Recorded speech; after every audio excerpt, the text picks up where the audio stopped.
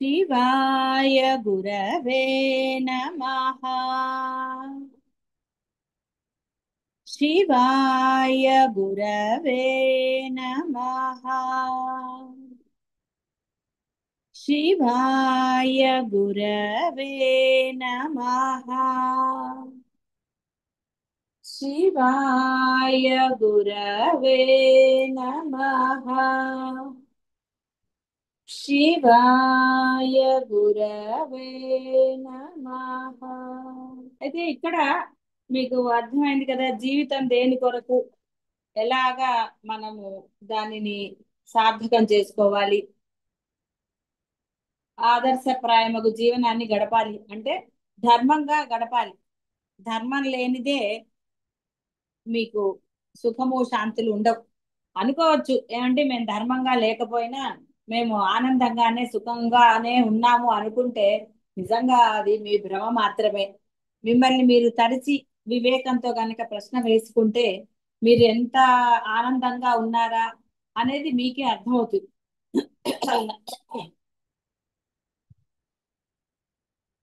ఈ సంకల్పాలంటే ఏంటో చెప్తున్నారు ఇప్పుడు. సంకల్పము అనేది ఒక వాహనం లాంటిది. జీవాత్మను అభీష్టములకు వస్తువుల వద్దకు తీసుకుపోయి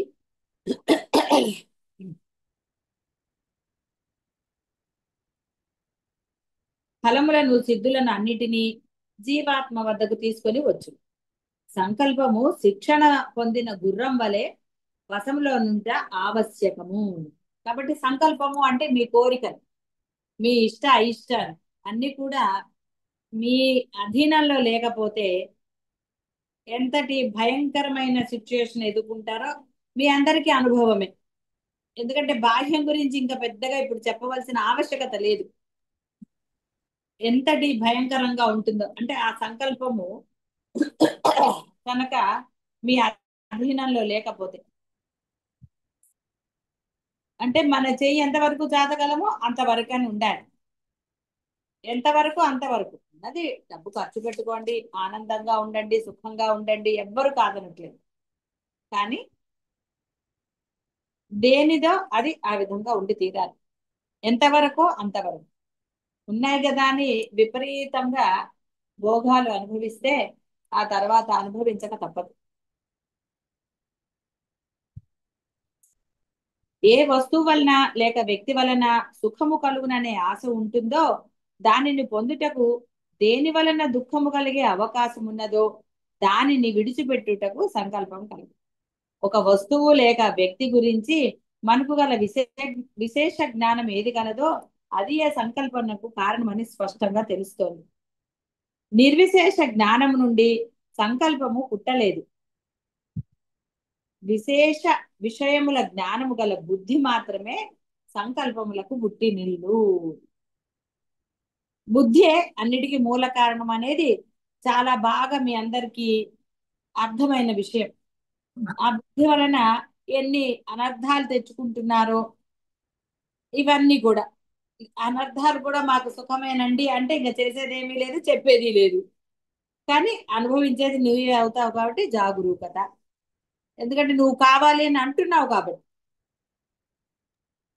వస్తువుల వ్యక్తుల ఆ యొక్క సంపర్కము భోగము మరియు పొందు వలన సుఖం కలిగే అవకాశం కలదో వాటి క్షేత్రం ఎంత చిన్నదిగా ఉంటే సంకల్పము కూడా అంతే అల్పముగా నియంత్రితముగా ఉంటుంది.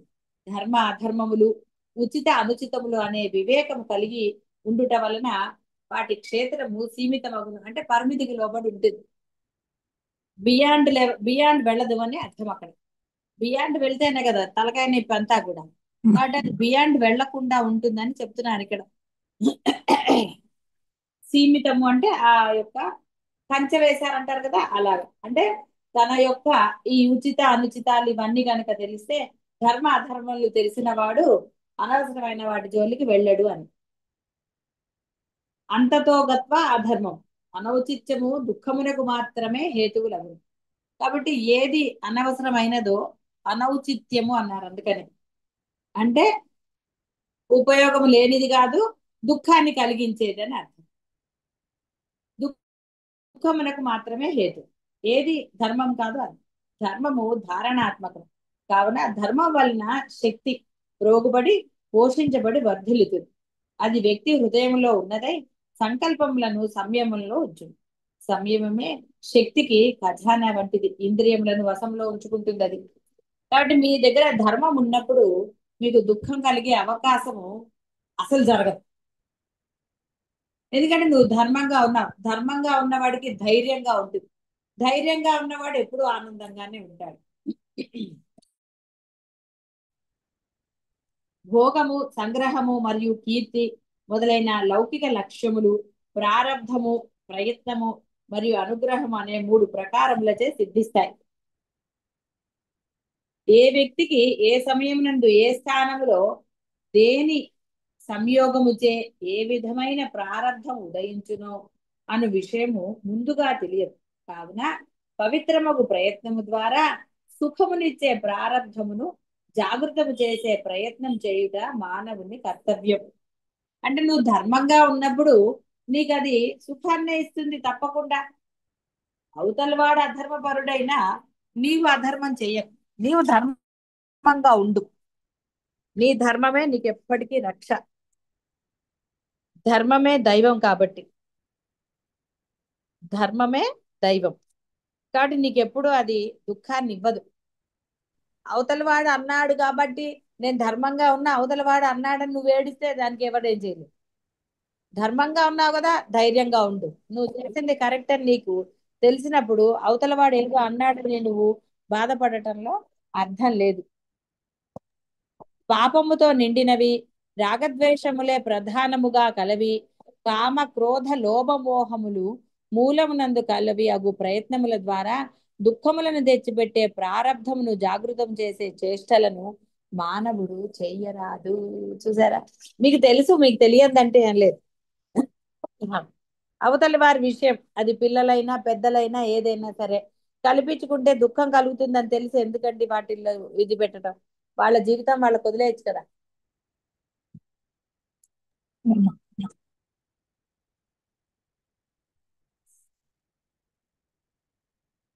ప్రయత్నము చేసినను ప్రబలమగు దుఃఖ ప్రారబ్ధము అణగారనిచో అంటే ఉన్నచో మానవుని అపరాధం ఏమిటి అంటే ఇందాక నేను చెప్పినట్టుగా మీరు ధర్మంగానే ఉన్నారు కానీ అవతల వాడు ధర్మంగా లేడు, ఏదో జరగవచ్చు, మీకు అన్యాయమే జరగవచ్చు.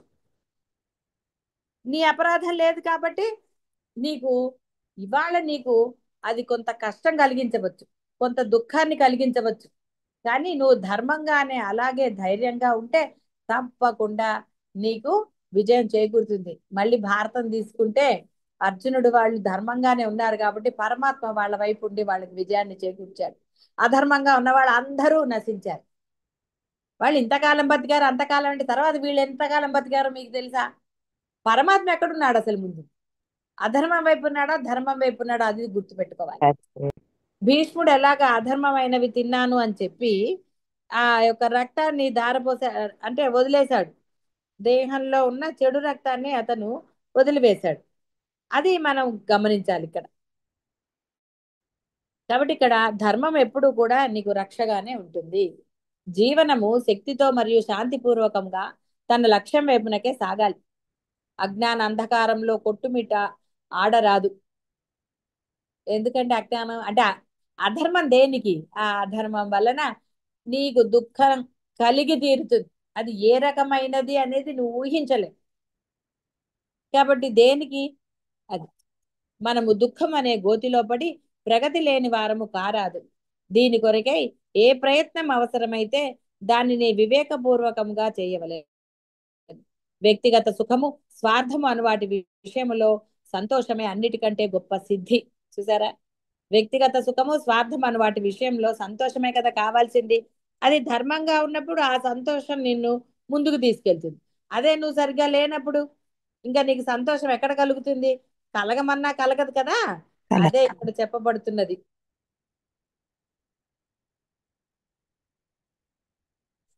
దుఃఖం అనే గోతిలో పడితే ఏడుపులే ఉంటాయి తప్ప ప్రగతి ఎక్కడి నుంచి వస్తుంది? కాబట్టి ఏ ప్రయత్నం అవసరమైతే దానిని వివేకపూర్వకంగా చెయ్యాలి. వ్యక్- ఆ, సంతోషమే గొప్పది. ప్రతికూలమగు పరిస్థితులందు కూడా ఎవని దృష్టి తన లక్ష్యం నుండి జారిపోదో, ఎవని యందు సహించే శక్తి ఉన్నదో వాడే సిద్ధుడు. కాబట్టి అవతలి వాడు అధర్మం అండి, నేను ధర్మంగా అన్నాడు కాబట్టి నేను ధర్మాన్ని వదిలేస్తానండి, నా ఇష్టం వచ్చినట్టు అండి అంటే చేసేదేముంది? ఇద్దరు ఇద్దరే, దొంగలు దొంగలే.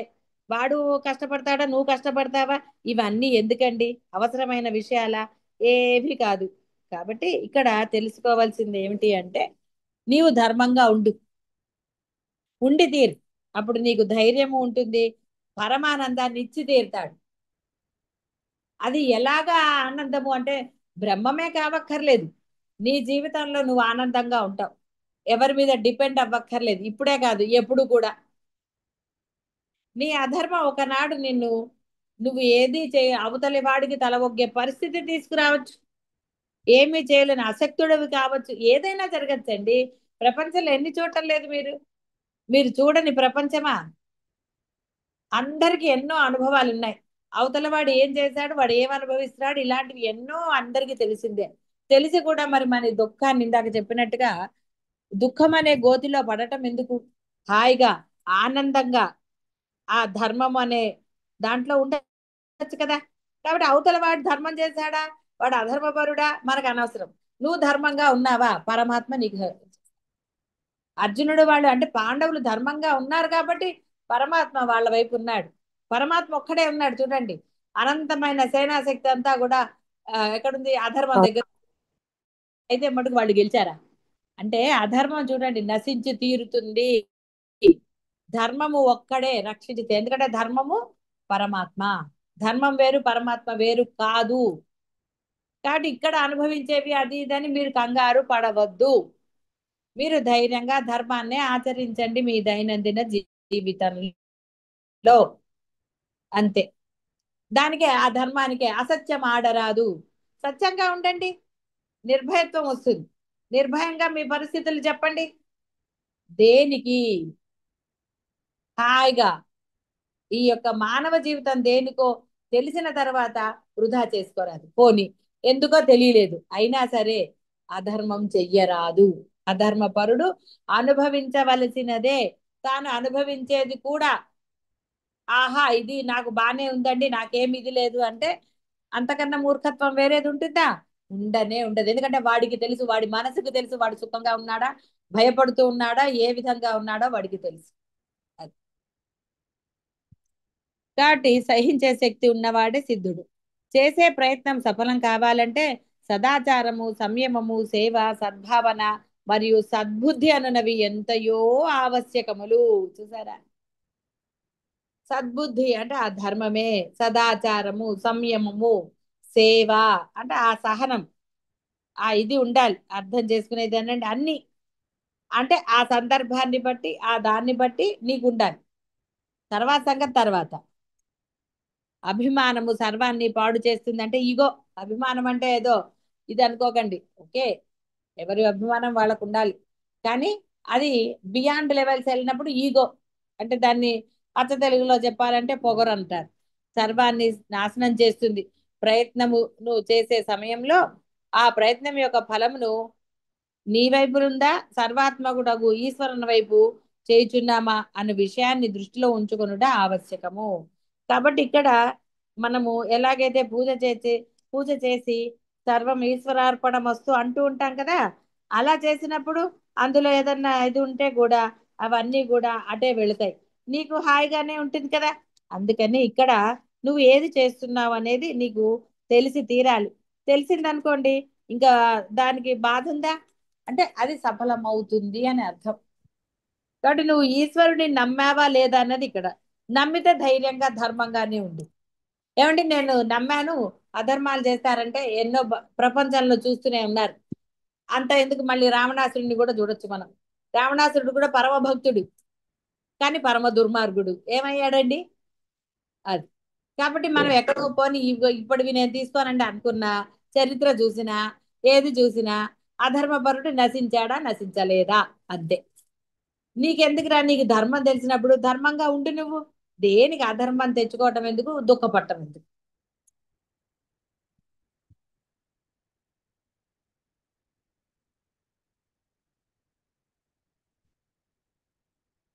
ఫలాన్ని అంటే నేను అన్న భావనతో కర్తృత్వ భావంతో చేస్తే శక్తిని, సంపత్తిని మరియు ఏకాగ్రతను చెదరగొడుతుంది. ఆ ప్రయత్నంలో విఫలలై దుఃఖాన్ని పొందుతారు. ఫలాన్ని ఈశ్వరార్పణ చేసే పక్షంలో ఈశ్వరునితో ఐక్యమవుతారు. ఫలమును వికీర్ణం చేయుటనగా దానిని జగత్తులోని జనులకు పంచిపెట్టుట. ఈశ్వరునకు కర్మను సమర్పించుట అంటే ఇదే.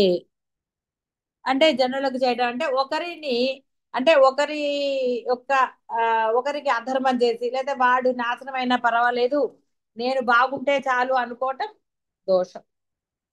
నీ వలన ఎవ్వరూ కూడా నష్టపోరాదు, బాగా గుర్తుపెట్టుకోండి. నీ యొక్క ఆ పనుల వలన కానివ్వండి, దేని వలన కానీ ఒకరికి నష్టం వాటిల్లరాదు. అది ఏ విధంగానైనా సరే. అంటే ఒకవేళ అవతలి వాడికి నీ పని వల్ల, నీ దాని వల్ల వాడికి నష్టం కలుగుతోందంటే నువ్వు ఆ పని చేయకు. బాగా గుర్తుపెట్టుకో. నష్టం లేదు, నీకు ఇవాళ కొంత నష్టం కలుగుతుంది అన్నా నువ్వు ఆ పని చేయకు. ఎందుకంటే దానివల్ల వాడు నష్టపోతున్నాడు. ఏంటి వాడికన్నా ఎక్కువ నాకే నష్టం కలుగుతుంది అయినా చెయ్యకు. పరమాత్మ అప్పుడు నీవు నష్టపోయిన దానికి డబల్ కాదు త్రిబల్ అయినా ఇచ్చి తీరుతాడు. ఎందుకంటే ఇచ్చేదే ఆయనే. ఈశ్వరుడు ఇవ్వాలి, ఇల్లు నిండాలి అని చెప్పారు.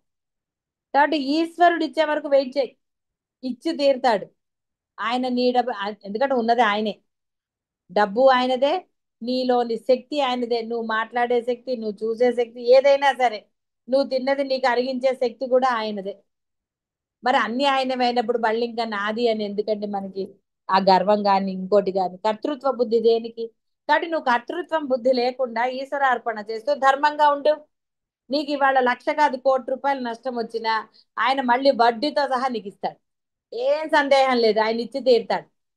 నీ దగ్గర ధర్మం ఉందా లేదా అనేది నువ్వు తెలుసుకో. నిజంగా నీ దగ్గర ధర్మం ఉంది, నువ్వు అసలు ఏమి దిగులు పడక్కర్లా, నీకు ఇచ్చి తీరుతాడు ఆయన. ఏ మాత్రం కూడా భయపడక్కర్ను లేదు, అసలు దిగులు పడక్కర్లేదు. అయ్యో ఎలాగ నిజంగా ఈయన ఇస్తాడో ఇవ్వడో, నా గురించి అర్థమైందో లేదో, తెలిసిందో లేదో నేను చెప్పినవి అని నువ్వేమి వరి అవ్వక్కర్లేదు. ఆయన అన్ని చూస్తూనే ఉంటాడు, అన్నిటినీ గమనిస్తూనే ఉంటాడు. ఇంకా నీకెందుకండి దిగులు? కాబట్టి ఇక్కడ చెప్పేది ఏంటి అంటే చక్కగా ధర్మయుతుడివై ఉండు. ఆ ధర్మం నీకు ఎల్ల వేళలా నీకు సహాయకారిగా ఉంటుంది. నీకే కాదు, నీ కుటుంబానికి, నీ యొక్క మనవాళ్ళకి, మనవరాళ్ళకి, అలా అంటే తరతరాలకి. ఎలా అంటే రావణాసుడి వల్ల ఏమైందండి? మొత్తం అందరూ నశించారా లేదా? ఒక్కడి వల్ల మొత్తం అందరూ పోయారా? పోయారు. రావణాసురుడే అండి, దుర్యోధనుడు అయినా అంతే కదా. వంశం మొత్తం నిర్మూల అయిపోలేదు. అమ్మా. తర్వాత కౌరవ వంశం ఉందని ఎక్కడన్నా విన్నారా? లేదు. మొత్తం వంశం పోయింది. రావణాసుడిది కూడా అంతే కదా. అక్కడ అమ్మా. ఇవతలకు వచ్చిన విభీషణుడే రాజు అయ్యాడు. అతనే ఉన్నాడు తప్ప వేరే ఎవరున్నారండి అక్కడ? ఎవ్వరూ లేరు. అంటే అర్థం చేసుకోండి, మీ ధర్మం మిమ్మల్నే కాదు, మీ యొక్క తరాలను రక్షించి తీరుతుంది. అందులో సందేహం లేదు. అంటే అద్వైతం తెలియని వాడికి చెప్తున్నాను. అద్వైతం తెలిసిన వాళ్ళకి అసలు అధర్మమే చెయ్యరాదు. అద్వైతం తెలియని వాళ్ళు అంటే ఆచరించాను, నాకు అక్కర్లేదండి, జన్మ వస్తే వచ్చింది అనుకునే వాళ్ళకి ఈ మాట. రావణాసుని గుర్తుపెట్టుకోండి. వాడు వంశం మొత్తం నాశనం అయిందా, లేకపోతే వాడు ఒక్కడే నాశనం అయ్యాడా? వాడు అంతా మొత్తం పోలేదు. దుర్యోధనుడు అయినా అంతే. కాబట్టి చరిత్రలో మీరు ఏది తీసుకున్నా అంతే. వంశం మొత్తం పోతుంది తప్ప వంశం మీకోసం ఏమి అక్కడ నిలబడలేదు. నిలబడిందా? లేదమ్మా. ఎక్కడ నిలబడిందండి? చాయిసే లేదు కదా. లేదు. లేదు. కాబట్టి ఇక్కడ ప్రజలకు చేస్తున్నామా వేరే వాళ్ళకి చేస్తున్నామా అవన్నీ తర్వాత సంగతి అండి. నువ్వు ముందు సరిగ్గా ఉండరా? నీ ధర్మమే నీ యొక్క వంశానికి రక్ష. నువ్వు నీ తర్వాత వాళ్ళు అందరూ ఉండాలి అంటే, ఎందుకంటే మనం పెరియవారి కథలు తీసుకున్నా ఆయన ఎన్నో చెప్పారు అలాగా. ఒకళ్ళు అంటే తాత ముత్తాతలు రాశారట. ఏది ఆ, నలుగురికి పెట్టడానికి దాన్ని. అయితే వాళ్ళ మనవాళ్ళు ముని మనవాళ్ళు ఎవరన్నా అనండి, వాళ్ళు ఏం చేశారు? ఆయన అలాగే రాస్తాడని వాళ్ళు వాడుకోవటం మొదలెట్టారట. ఎప్పుడైతే వాళ్ళు వాడుకోవటం మొదలు పెట్టారో ఇక వాళ్ళ కష్టాలు మొదలయ్యాయి. అప్పుడు కాకపోతే వాడిలో ఉన్న ఒక ఇదేమిటి అంటే వాళ్ళు పెరియవారిని నమ్మారు, ఈయన్ని నమ్మారు, గురువు అన్నారు, కానీ మళ్ళీ అధర్మం చేశారు. అందుకని వాళ్ళ దగ్గరికి వచ్చారట, స్వామి ఇట్లా మాకు అందరికి ఆరోగ్యాలు బాగాలేవు, వాడికి ఏదో ఒకటి కిడ్నీ ప్రాబ్లం ఏదో అలాగా. అప్పుడు ఆయన అన్నాడు, మరి మీ తాత ముత్తాతలు చేసినవి మీరు అలా చేస్తే అనారోగ్యం కాక ఏమవుతుందని చూడండి. కాబట్టి ఎందుకండి అలాంటివి తెచ్చుకోవటం ఎందుకు, లేనిపోనివి అనుభవించటం దేనికి? కాబట్టి ధర్మంగా ఉండండి. అది మీ తరాలని రక్షిస్తుంది. అదే కదా కోరుకుంటారు, మునివన్నోళ్ళకి సంపాదించాలి, వీళ్ళకి సంపాదించాలి. అసలు ఎన్ని ఆలోచనలు అవే కదండి. అందరికీ కావాలి తరతరాలుగా, అంటే ఎన్ని తరాలు తిన్నా తరగని ఆస్తి. అదే కదా లక్ష్యం. మరి ఆస్తి ఉంటే ఏం లాభం అండి, వాడికి సంతోషము సుఖము, వాడికి ఆరోగ్యం లేనప్పుడు ఎన్నున్నా మటుకు ఏం లాభం అండి, వాడు తినలేకపోతే. కాబట్టి వాడు ఆరోగ్యంగాను ఉండాలి, సంతోషంగాను ఉండాలి అంటే మీరు మీ సంపాదన ధర్మంగా ఉండాలి. మీ సంపాదన ధర్మం అయితే వాళ్ళందరూ కూడా చక్కగా ఉంటారు. ఇతరుల అనుగ్రహంచే సఫలత లభించే సందర్భంలో ఆ అనుగ్రహించేది ఎవరు అనే విషయాన్ని తప్పనిసరిగా దృష్టిలో ఉంచుకోవాలి. దుష్టిని అనుగ్రహం కూడా దుఃఖానికి కారణమే. చూసుకోండి, ఎక్కడికి ఏది అసత్యం రాదు. చూసారా, దుష్టుని అనుగ్రహం అంటే అధర్మమేనండి, వేరేదేం కాదు. దుష్టుడి దగ్గర మీరు అప్పు చేశారు, అప్పు కాదు పోనీ వాడిని అడిగారు, అన్యాయం సొమ్ము. అందుకే మీరు దేవుడి గుళ్ళో వేసిన దాన ధర్మాలకు, ఇప్పుడు మనం అక్కడ వేసారు కోట్లు అంటే, ఆయన నువ్వు ₹1,00,00,000 వేసావాడని కోటి ఇస్తాడా? ఆయనకు తెలుసు నువ్వు ధర్మంగా సంపాదించిందా అధర్మంగా సంపాదించిందో. పరమాత్మను మోసం చేయగలవా నువ్వు? ఆయనకు తెలుసు నువ్వు ఎట్లా సంపాదించావు. నువ్వు ఎలా సంపాదించావో ఆ విధంగానే నీకు ఇస్తాడు లెక్క వేసి. అంతే తప్ప ఆహా ₹1,00,00,000 వేసాడు వీడు ఎలా సంపాదిస్తే ఏమిటి, నాకు డబ్బులు ఇచ్చాడు కదా అని అంటూ గుర్తుపెట్టుకోండి. కాబట్టి నీ సంపాదన ఏమిటో దాని మీదే నీ యొక్క ఆ ఆ పుణ్యమో పాపమో ఇంకోటో ఉంటుంది, ఉంటుంది. డెఫినెట్ గా అదే ఉంటుంది. కాబట్టి ఇక్కడ మీరు ఆహా నేను సంపాదించింది వేసేసాను గుళ్ళో వేసేసానండి, నాకు 2 లక్షలు అధర్మంగా సంపాదించాను, 1,00,000 ఆయనకి 1,00,000 నాకు అంటే ఆయనకి ఆ 1,00,000 కావాలండి ఆయన. నువ్వు ఈ 1,00,000తో జలసాలు చేస్తావు, ఏదో చేస్తావు. ఆయన ఏం చేస్తాడండి? ఏమీ చేయడు ఆయన. ఆయనకి ఎందుకండి? అక్కర్లేదు. మీరు అనొచ్చు ఏమండి నేను దండం పెట్టుకున్నాకే ఈ అధర్మంగా, రావణాసురుడు కూడా నమస్కారం చేసుకునే చేశాడు. సందేహం లేదు. రోజు పూజలు చేశాడు. తల్లి కోరిందని కైలాసాన్ని తేవడానికి పోతే అది సహించాడండి ఆయన? నొక్కి పెట్టేశాడు. కైలాసాన్ని పెకిలించేంత శక్తి వచ్చింది ఇతను. తపస్సు చేశాడు. ఆయన అన్నాడు ఓకే తీసుకెళ్ళి అయితే అన్న తపస్సు చేశాడు, దేవుడు వరం ఇవ్వాలి ఇచ్చాడు. అయితే మటుకు వెళ్ళిపోయాడండి. అది అంటే ఎంతవరకు దేవుడు ఎక్కడి వరకు అక్కడి వరకే కదా రక్షించాడు. అమ్మా. బియాండ్ లిమిట్ వెళ్తే రక్షిస్తాడా? లేదు. కాబట్టి జాగరూకతతో ఉండాలి అని చెప్పటం. కాబట్టి అధర్మపరుడి సహాయం తీసుకుంటే నీకు దుఃఖమే. కిరాతుడు పశుపక్షులను బంధించిన కొరకై వాటికి ఏదో ఒక వస్తువుపై ఆశను కలిగిస్తాడు. అంటే తెలుసు కదా, గింజలు ఏదో వేసి పెడతాడు, అవి పాపం మోసపోతాయి, వాడు వాటిని ఇచ్చేస్తాడు. అందుకనే వాడిని కిరాతకుడు అన్నారు. అంతేగాని దేవుడు అన్నారా, మంచి పని చేస్తున్నాడు అన్నారా? లేదు. ఏం అనలేదు కదా అలాగా పాపం. లేదు. స్వార్థమే ప్రధానముగా గల భక్తులు కూడా తమ వాసనలకు తగ్గట్టుగా ఏదో ఒక దాన్ని మనకి ఎరగా వేసి మనకు దానిపై లోభాన్ని కలిగిస్తారు. వారు చేసే ఈ పని స్థూలముగా చూస్తే ఉపకారం వల్లే కనపడుతుంది, కానీ వారి హృదయంలో సద్భావం లేదు. దాని పరిణామము దుఃఖమే. కాబట్టి అన్నిటికీ మూలం అధర్మమే. ఎందుకంటే ఆ గోలంతా ధర్మంగా హాయిగా ఉంటుంది. పరమాత్మ నీకు ఏది కావాలో అది చూస్తాడు, నిన్ను ఎక్కడ ఉంచాలో అక్కడ ఉంచుతాడు. అవతలి వాడి గురించి నీకు అనవసరం, నువ్వు సహనంగా ఉండవలసిందే. వాడు చెడ్డవాడో వాడు చెడ్డవాడో అంటే నువ్వే చెడ్డవాడివి అవుతావు. వాడు చెడ్డవాడో మంచివాడో నీకెందుకు, నువ్వు మంచిగా ఉండి ముందు. పక్క పిల్లలు చదువుకుంటున్నారంటే మీరేమంటారండి, వాడు చదువుకుంటాను లేదు నీకెందుకురా ఫస్ట్ నువ్వు చదువుకో అంటారు. వాడు చదవట్లేదు కదా అంటే రెండు పీకరు విన్ని. వాడు చదువుకోకపోతే అడవులు పడతాడు, లేకపోతే అడుక్కు తింటాడు, నీకెందుకురా నోరు మూసుకుని నువ్వు చదువు అని అంటారా? లేకపోతే పోన్లే వాడు చదవలేదు కదా నువ్వు కూడా చదవక్కర్లేదు అంటారా? అన్నారు కదా. అన్నాను. చెప్పట్లేదు.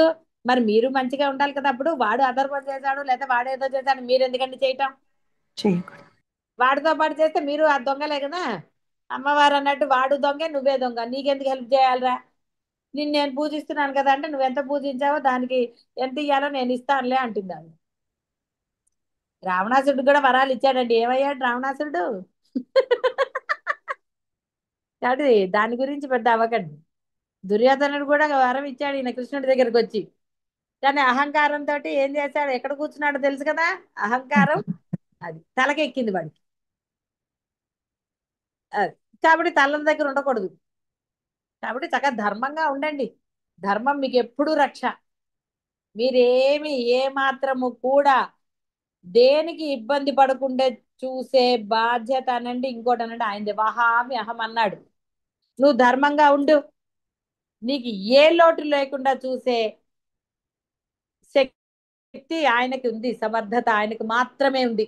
ఆయన అలాగే చూస్తాడు, చూసి తీరతాడు. ఎప్పుడు నిన్ను నిలబెడతాడు తప్ప నిన్నెప్పుడు నాశనం కానివ్వడు. అడవుల్లో ఉన్నాడండి రాముడు. రాముడు దేవుడు తర్వాత అయ్యాడు, అప్పుడు రాముడు మానవుడే. ఆయన ఏమి అక్కడ మహిమలు చూపించలేదు. మానవుడు లాగానే ఆయన విన్నాడు బ్రహ్మం గురించి. అయ్యో భార్య వెళ్ళింది కదా అని అనుకున్నాడు అంతే తప్ప ఆయన ఏమి అక్కడ మహిమలు కృష్ణుడు చూపించినట్టుగా ఆయన చూపించలేదు. కానీ ధర్మంగా ఉన్నాడు కాబట్టి ఆయనకి ఆ అంటే అమ్మవారిని ఇప్పుడు అంటున్నాం మనం, అప్పుడు ఆ సీత పోని ఆవిడ మామూలుగానే ఉంది, ఆవిడేమి ఇచ్చేయాలి, ఆవిడ ధైర్యంగా ఉంది, ధర్మంగా ఉంది. గడ్డి పరక చూపించింది రావణాసుడికి, భయపడిందండి. రావణాసురుడికి ఏం భయపడలా. నిన్ను రాణిని చేస్తానన్నాడు, అదన్నాడు ఇదన్నాడు, ఎన్నన్నా ఆవిడ ప్రలోభానికి లొంగిందా, ధైర్యం పోగొట్టుకుందా. గడ్డి పరకేసి నువ్వు గడ్డి పరకతో నాకు సమానం పొమ్మంది దుర్మార్గుడిని, తెలిసిన. ఆ ధైర్యం మీలో ఉంటే మీరు రక్షించబడతారు. ఆ ధైర్యం సీత కాబట్టి ధైర్యం రాలేదు, ఆవిడ ధర్మంగా ఉంది కాబట్టి ధైర్యం వచ్చింది. ఆవిడ అమ్మవారు కాలేదు అప్పుడు. మనం పురాణం అంతా చదివి ఇప్పుడు అమ్మవారు అంటున్నారు, ఇప్పుడు గుడి కట్టారు. నువ్వు ధర్మంగా ఉండు, నీకు గుడి కడతారు. కాబట్టి ఇక్కడ ఇదంతా జరిగిపోయింది, ఒక కథగా మనకి చెప్పారు. రాముడికి ఎందుకు ఎవరండి హెల్ప్ చేశారు, వాళ్ళందరూ ఈయన వెతుక్కుంటూ వెళ్ళారా, వాళ్ళు వచ్చారు ఈయన మార్గంలో. పరమాత్మ ఆయనకు పంపించాడు. ఎవరిని ఎప్పుడు ఎలా పంపించాలో వాళ్ళని పంపించి అదంతా చేశాడు. తన ధర్మం, భార్యని రక్షించవలసిన ధర్మం ఎక్కడుందో వెతకాలి, భార్యని ఇది చేయాలి. కాబట్టి ఆయన ఆ ధర్మం ప్రకారం, కాబట్టి ధర్మంగా ఉన్నాడు కాబట్టి పరమాత్మ అతనికి అన్ని అవకాశాలు కల్పించాడు. ఎక్కడ ఆయన ఎత్తుక్కుంటూ వెళ్ళలేదు. ఎప్పుడు మర్చిపోరాదు, రాముడు మానవుడుగానే పుట్టాడు, ఎక్కడా కూడా తాను దైవమని చెప్పబడలేదు. ఆ మధ్య మధ్యలో వేరే కథలు అవన్నీ ఇంక్లూడ్ చేసింది, వేరే భక్తులు రాసుకున్నవే గాని వాల్మీకి రామాయణంలో ఎక్కడా కూడా ఆయన దేవుడు అని లేదుగాక లేదు. కాబట్టి నీవు ధైర్యంగా ఉండు, ఆ ధైర్యం నీకు ఎప్పుడూ రక్షే. కాబట్టి ఇలాంటి విషయాలలో సావధానులై ఉండాలి. సత్పురుషులు, దేవతలు మరియు ఈశ్వరుడు అనే ముగ్గురి అనుగ్రహము అభిలషణీయము. చూసారా, వారి అనుగ్రహం కావాలి కానీ ఇలాంటి దుష్టుల అనుగ్రహమో ఎందుకండి. బాహ్య ప్రపంచంలో వాళ్ళ గురించి నువ్వు ధైర్యంగా ఉండి వాడే నీ దగ్గరకు వస్తాడు. సత్పురుషులు, దేవతలు మరియు ఈశ్వరుడు అనే ముగ్గురి అనుగ్రహము అభిలషణీయము. ఈ మూడు రకముల అనుగ్రహము లభించిన ఘటనలు అనేకములు ఉండి ఉండనిచో జీవితంలో ఒక్క అడుగు కూడా ముందుకు వేయలేవు, ఘోరమగు అధపాతాళంలోనికి పడిపోయి ఉండేటి వాడివి. అనేక పర్యాయములు మహాత్ముల దయచే కామ క్రోధ లోభములు మొదలగు దోషముల ప్రభావము సన్నగిల్లింది. దేవతల కృపచే అర్థము, కర్మ మరియు కీర్తి అని వాటికి సంబంధించిన సాఫల్యాలు లభించాయి. అర్థము అంటే ఆ డబ్బు. ఈశ్వరుని కృపచే అవిద్య యొక్క ఆవరణాన్ని భంగం చేసే బుద్ధి లభించినది. చూసారా, అవిద్య యొక్క ఆవరణాన్ని అంటే అజ్ఞానం నశించే బుద్ధి లభించింది. ఈశ్వరుని ఈ కృప లేకుండగా ఎవరికైనాను యథార్థముకు సుఖము గాని శాంతి గాని లభించే ప్రసక్తియే లేదు. ఈశ్వరుడు సర్వుల హృదయంలో విరాజిల్లుచుండుట మాత్రమే కాదు, ఆయన సర్వరూపుడు కూడా. కావున ఇతరుల గురించి రాగద్వేషములు లేకుండుట వలన మన అంతఃకరణంలో నిర్మలత్వము ప్రస్ఫుటమవుతుంది. అట్టి నిర్మలమగు అంతఃకరణనందు ఈశ్వరుని ప్రసాదం యొక్క అనుభవము కలుగుతుంది. ప్రసాదం అంటే అనుగ్రహం అని అర్థం. ఆ అనుగ్రహం మీకు లభిస్తుంది. లేకపోతే ఇంకా అనుగ్రహం లభించే ఛాయిస్ ఏదండి, ఏదీ లేదు. కాబట్టి చక్కగా అందరూ కూడా ఆ యొక్క బుద్ధిని ఈశ్వరుని యందు లభింపజేయండి. ధర్మంగా ఉన్నప్పుడు బుద్ధి తొందరగా లయమవుతుంది. ధర్మం లేనప్పుడు బుద్ధి లయమవటం చాలా కష్టం. ఎందుకంటే అధర్మమైన బుద్ధి ఎంతసేపు బాహ్య ప్రపంచంలో తిరుగుదామంటుంది, అదంటుంది ఇదంటుంది, క్షేత్రాలను కూడా అంటుంది, ఇంకోటి ఏదో చేద్దామంటుంది. అన్నీ అంటుంది. ఏదంటే మటుకు ఏం లాభం అండి? వాడికి శాంతి ఉందా? ఇంకోటి ఉందా? ఏదీ లేదు. ఏదీ లేని కాడికి వాడు ఎంత చేస్తే ఏంటంటే అధర్మం వాడిని ఎప్పుడూ కూడా స్థిరంగా కూర్చొని బదులు లౌకికములకు సంకల్పములను నిరోధించుటకు ధర్మమును అనుష్ఠించుట, పరలోకమునకు సంబంధించిన సంకల్పములను నిరోధించుటకు ఉపాసన, నిష్కామ సంకల్పములను నిరోధించుటకు ఈ యొక్క ఆ పరమాత్మ యొక్క సాధనలు ఆవశ్యకము. సర్వోత్తమము సాధనలు. ఏకత్వం పొందాలి. ఉన్నది ఆ పరమేశ్వరుడే, పరమాత్మే. కాబట్టి ఆయన్ని ఉపాసించి తీరాలి అన్న ఈ యొక్క సాధనలు మీరు చేయాలి. సంకల్పములను నియంత్రించుట, కేంద్రీకరించుట మరియు నిరోధించుట వలననే యథార్థమగు సిద్ధి కలుగుతుంది. అట్లు చేయటం వలన మాత్రమే సంకల్పములు శక్తిశాలులు అవుతాయి. మనస్సులో ఏ సంకల్పం ఉదయించినా దాన్ని తొలగించే ప్రయత్నం చేయాలి. ధర్మమునకు అనురూపములకు కొన్ని సంకల్పములు తొలగించుట సంభవము కాదు, తప్పక సిద్ధించునని తెలుసుకో. సంకల్పములను తొలగించుటకు కొన్ని సాధనాలు ఉన్నాయి. అవి మహాత్ములు తమ అనుభవంలో వినియోగించారు. వాటి ద్వారా అనాయాసంగా మీ సంకల్పాలను దూరం చేసుకోవచ్చు. సరే, ఆ సంకల్పాలు ఏంటో చెప్పారు, అవి రేపు చెప్పుకుందాం. కాబట్టి అందరూ కూడా ధర్మపరులుగా ఉండండి. ఆ ధర్మం తప్పకుండా మిమ్మల్ని పరమాత్మలుగా తీర్చిదిద్దుతుంది. కనీసం జన్మరాహిత్యం రాకపోయినా మీరు ధర్మపరులుగా ఆ పరమాత్మ అనుగ్రహానికి పాత్రులై మరు జన్మలోనే ఉత్తములుగా జన్మించే, అంటే మానవుడు ఉత్తమమైన మానవుడిగా జన్మించే మహద్భాగ్యం మీకు లభిస్తుంది. శుభం భూయాలు.